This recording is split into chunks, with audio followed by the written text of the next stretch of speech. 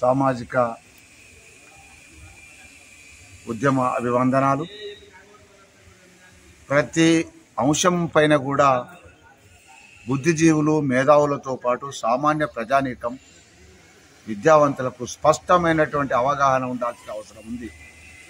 నేను ఏ వర్గానికి చెందినవాడిని, నేను ఏ కులానికి చెందినవాడిని అనే అంశంతో సంబంధం లేకుండా కొనసాగుతున్నటువంటి అంశాలపైన ప్రతిస్పందించడం ఒక ప్రధానమైనటువంటి స్వభావంగా నేర్చుకోవడం చాలా అవసరం. ఈ క్రమంలో ఇటీవలి కాలంలో భారతదేశంలో కుల వ్యవస్థ మీద ప్రధానంగా చర్చ జరుగుతున్నది. అయితే గత 2-3 వేల సంవత్సరాలుగా భారతదేశంలో ఆర్యుల కాలం నుండి వర్ణ వ్యవస్థ ఏర్పడ్డ తర్వాత కుల వ్యవస్థ ప్రధానంగా బలపడ్డ నేపథ్యం లోపల ఈ అసమానతలు, అంతరాలు, వివక్షత అనేటువంటిది కొనసాగుతున్న నేపథ్యంలో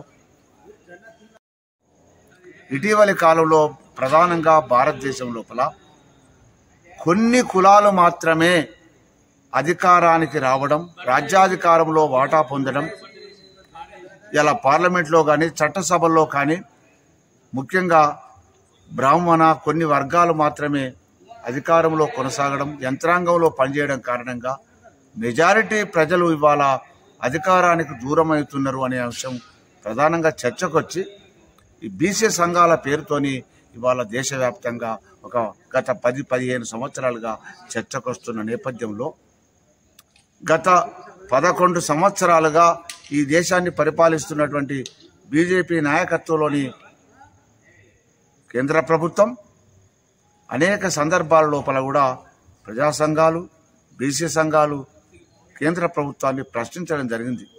మేమెంతో మాకు అంత వాటా దక్కాలి, మరి బీసీలుగా మేము 1931లో ఆంగ్లేయుల కాలంలో తప్ప ఆ తర్వాత ఈ దేశంలో జనగణన, కులగణన జరగలేదు కాబట్టి మా సంఖ్య 60% దాకా ఉంటుంది.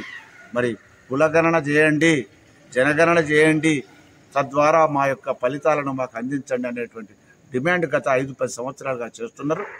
ఇటీవలి కాలంలో సుప్రీంకోర్టు కూడా ఒక దశలో కేంద్ర ప్రభుత్వాన్ని, ప్రధానమంత్రిని కూడా మందలించింది.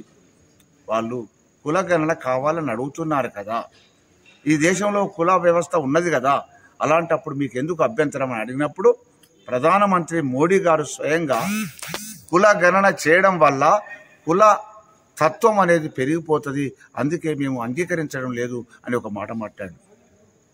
అయితే మరి ఈ దేశానికి ప్రధానమంత్రి మోదీ ఇవాళ బీసీ కదా, మీ నాయకుడే కదా బీసీ, మీకేం కష్టం అని చెప్తాను. ఒకవైపు బీసీ నాయకుడు అని చెప్తా ఉన్నారు, మరి ఎక్కడ కూడా బీసీ వాళ్ళు రాజ్యాధికారం లేదు. ఇలా భారతదేశంలో ముఖ్యంగా అనేక రాష్ట్రాల్లో చూసుకుంటే చాలా రాష్ట్రాల లోపల ఎప్పుడో ఒకసారైనా బీసీ నాయకుడు ముఖ్యమంత్రి కావచ్చు, కానీ ఉమ్మడి ఆంధ్రప్రదేశ్ రాష్ట్రంలో ఇప్పటి వరకు ఒక్క బీసీ నాయకుడు కూడా ముఖ్యమంత్రి కాలేదు అంటే చాలా సిగ్గుచేటు.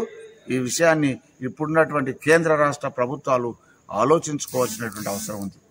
అందుకే ఇవాళ ఏం చేస్తున్నారంటే మేమెంతో మా వాటా దక్కాలి, 56% కాదు 60% ఉంది. 2021లో చేయవలసినటువంటి జనాభా లెక్కలు లేదా గృహగణన ఇప్పటి వరకు కేంద్ర ప్రభుత్వం చేయలేదు.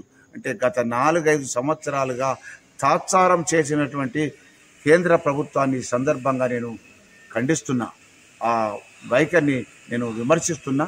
ఇప్పటికైనా జనగణన చేసే సందర్భంలో కులగణన చేస్తూ ఆయా వర్గాలు ఎంత శాతం ఉన్నారో తెలుసుకోవాల్సిన బాధ్యత కేంద్ర ప్రభుత్వం పైన ఉన్నది.